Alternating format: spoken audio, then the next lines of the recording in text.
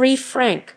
A free franc was a mark applied by means of a hand stamp to parliamentary mail in Britain to indicate that the mailed item did not require postage. The privilege of free franking was granted to four different classes: members of Parliament, peers sitting in the House of Lords, office holders, largely as stipulated by Acts of Parliament, and to archbishops and bishops sitting in the House of Lords. Requirement for free franking were that the mailed cover letter or packet had to be signed by the official sender. A result, free francs were avidly sought during the first 3 decades of the 19th century for autograph collections. This was accomplished by cutting out the front panels of the envelope, which carried the inscriptions which were required under the use of this privilege.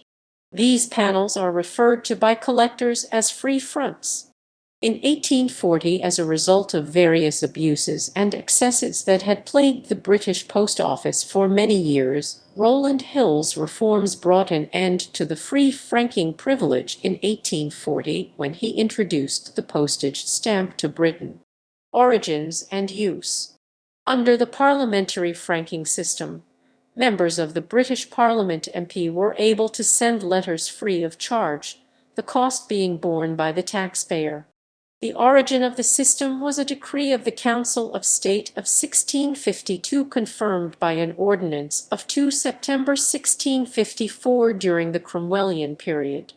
Letters that were for the service of the Commonwealth were free of charge.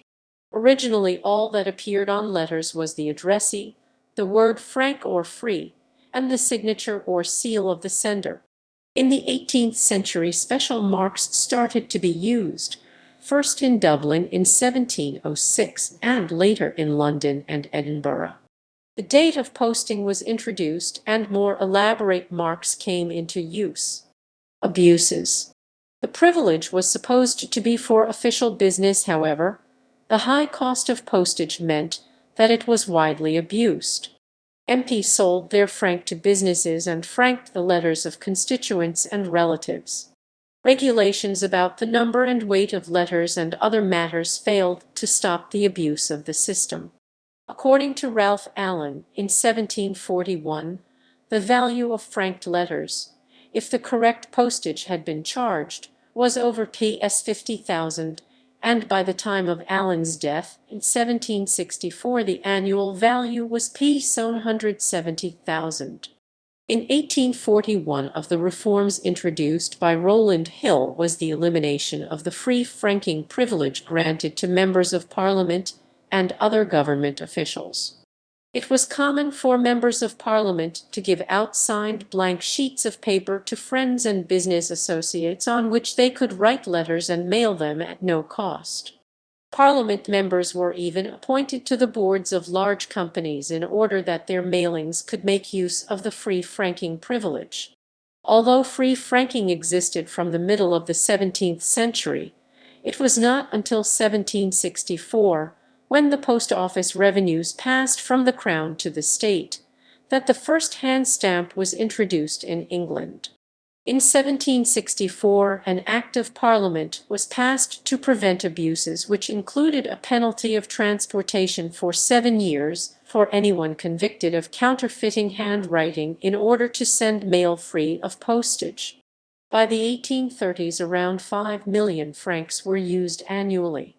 The system eventually ended with the introduction of the uniform penny post in 1840. Collecting. Free franc marks are often found on early pre-stamped mail and are collected by philatelists and postal historians. International. Similar systems have been introduced in other countries. For instance, U.S. congressmen are able to send mail free of charge by applying their signature or franc, and the term free franc has been adopted for many different marks on mail indicating that no postage is to be charged. The President does not have the privilege, however. The Vice President, as President of the Senate, may use his signature to frank mail.